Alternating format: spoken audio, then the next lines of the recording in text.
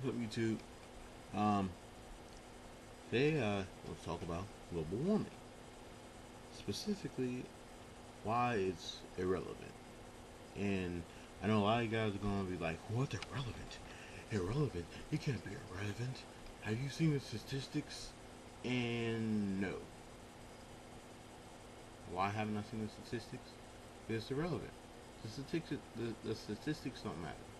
And the reason why they don't matter is because the amount of pollution that we are facing today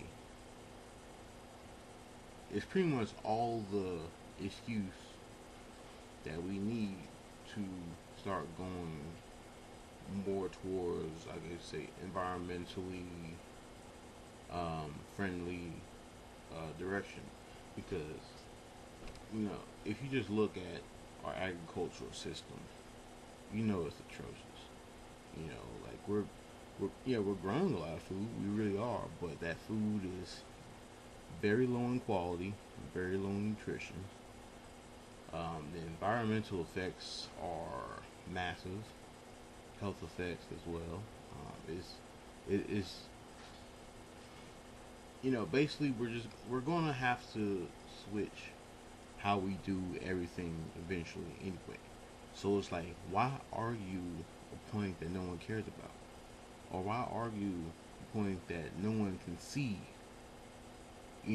readily. Like some people say, yeah, you can see the effects of global warming. Apparently not enough. You see a lot of people, and it's like, oh, I still don't believe in this. So I'm like, why keep arguing that point that people are just going to keep on finding some BS reason to be against? Why keep doing this? It's completely pointless. So why not argue a point that they can't argue with? They can't argue with the massive amount of pollution that we are putting not only in the environment but also in our bodies. I think that's our biggest, I guess say, point. That's basically, their Achilles heel. They can't argue that. They can't argue, some of the fact that our industrial agricultural system is atrocious. They can't argue that. They can't argue that water is going to become the next resource that people fight over. Like you know, we're fighting over oil right now, but a lot of people don't know that you don't necessarily need oil, or at least not to the extent that we're using it. We don't have to make things like this laptop, or pretty much everything in my room out of oil. We don't have to do that. We don't have to make all this, from oil. We can make it from, corn waste. Waste from all kinds of places. We can also recycle. We can do all these other things. You know that right now it may be kind of expensive because it's new technology. It's never been done before. And anytime you do something new, we all know this. You can't argue it. Anytime you have new technology, it's always more expensive. It's always more expensive because you know just the way things are. So why not start now? Why not make things cheaper? I mean, why not do the big expensive stuff now to make it cheaper in the long run? And a lot of people might talk about wind and solar not being able to output the amount of energy needed to meet our energy demands. But a lot of people got to think about why should we focus solely on coal?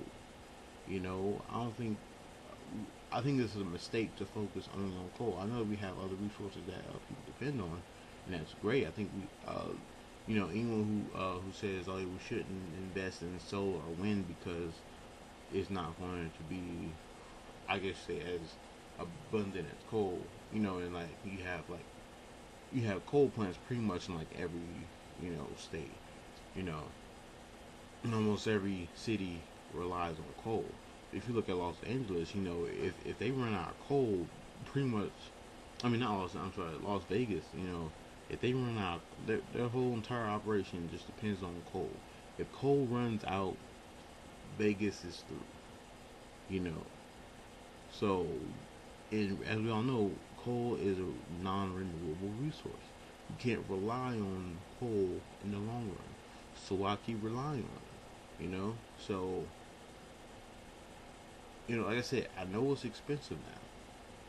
But like I said, new technology is always more expensive. There's no way of getting around it. But for the future, it's not about now. Now it's done. It's just now past right now. So why would I just keep doing the status quo if I can just, set myself up to where the future is better? And that's pretty much what it's all about when it comes to, at least as far as I see it, when it comes to like a green economy. A green economy, in my opinion, is a future economy.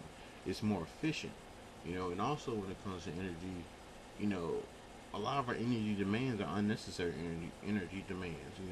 Like like over here again, that big old TV over there, that thing takes like way more power than this thing does. Because this one's energy efficient. This one isn't. So when you think of stuff like that, homes are energy inefficient. It, like a large majority of the energy that we use is to maintain um, a certain temperature in our homes. And it's because windows leach out heat, and pretty much almost everyone's home, and even buildings, industrial buildings, they even leak out heat, and really, like, that's one of the reasons why we have such a high energy demand, because almost everything we have is inefficient. You know, that's why So in order for non-renewable resources, I mean, let's say renewable um, energy resources to become, I would say, more viable, we have to reduce our energy consumption, and the best way to do that is to reduce the inefficient energy demands that we have. We have a lot of inefficient energy demands, and also when you look at transportation, like, in all honesty, there's too many cars. There's too many cars. We don't need to be, if you have a bunch of people going in the same direction, why should everyone, like, why spend more gas on everyone having individual, vehicles going in the same direction, clogging up traffic? No one's getting anywhere any faster. The better way would be have a public transit system that's efficient and you know meets people where they need to go, where they are, and gets them where they need to go. And a lot of people might not like that, but in all honesty, a lot of people, like here in Charlotte, we got this rail system. A lot of people thought people wouldn't ride it. People ride that crap. Sure, it only goes downtown, but a lot of people who have to who have jobs downtown, I'm pretty confident that they appreciate that. They just drive their car from their home to the parking lot. You know, take the train the rest of the way, and then they walk. And there's all kinds of benefits they get from that. Less money, saves time, because if they try to go down, to their job downtown, in a car, they're pretty much guaranteed to be late if they leave at a certain time, because the traffic's going to be jammed. And it's just stuff like that. People think that there really isn't that much. I can put it. There aren't really any negatives to a green economy. If anything, like, everyone should be wanting to go to a green economy, because if you just look at just all the, I would say, facts of how crappy our current system is, is, and how it affects in like just the possibilities of possible future green, you know, um, I guess the economy would be. It's like, okay, why don't we try to spend more money and more resources and time in making this happen? Because right now, what we're doing right now isn't working. It's not working. Anyone who tells you otherwise is delusional, you know? And I don't know, I just don't know why people are still, just denying this.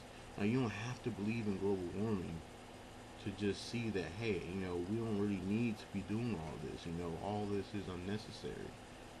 Why don't we just, invest more in urban farming? Urban farming is actually better for a local economy. So, you know, I don't know. It's just people have to start looking at the reality of things and stop just focusing on irrelevant crap. It doesn't matter whether or not global warming is happening or not, because if you just look at the like what we need to take, the steps we need to take to reduce or counteract global warming, it's really just things you have to do anyway. It doesn't matter what when we do this. The simple fact is we have to do it anyway. So why not do it now? That's the way I look at it. We already have to change our agriculture. We already have to you know be more conscious of the waterways that we pollute. We already have to do that stuff because the effects of it is already affecting us. We already have an incentive to do these things. We already have it. So why you know do it for some big you know thing like global warming? Just a buzzword. Yeah, yeah, it gets people. It gets people the idea, but in reality, it's stuff we have to do anyway. That's all.